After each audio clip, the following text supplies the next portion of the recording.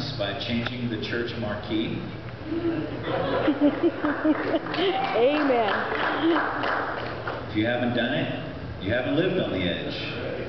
It's amazing how windy this town gets when you're 10 feet off the ground, I tell you.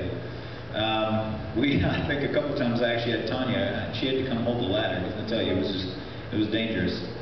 But we left Crossroads in December 2009, and we moved to the Houston area. My mom had been admitted to MD Anderson with stage 4 lymphoma. And so we were able to be with her for the last 5 weeks of her life. And it's one of those things where you wouldn't trade anything for that time. And so I'm very grateful for those weeks.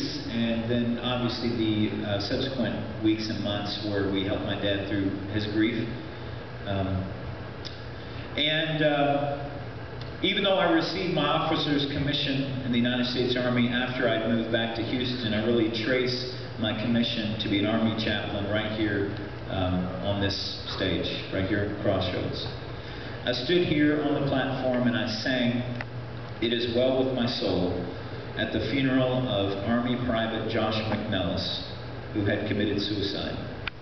And Josh's mother knew I had applied to the Army Chaplain Corps, and she commissioned me that day to be the best chaplain that I could be and to keep as many soldiers, as many mothers as possible from experiencing what she had. And God has put me at the right place at the right time over and over to keep a lot of our soldiers from committing suicide and returning them back to their moms and dads.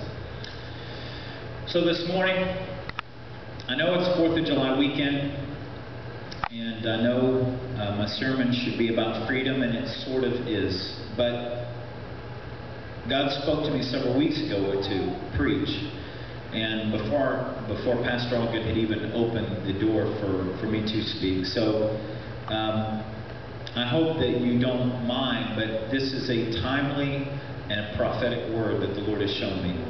And so I have to be obedient and share what God has shown me.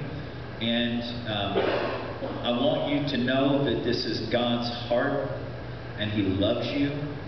And so this isn't necessarily directed to this church body. It is directed to the church of the Lord Jesus Christ.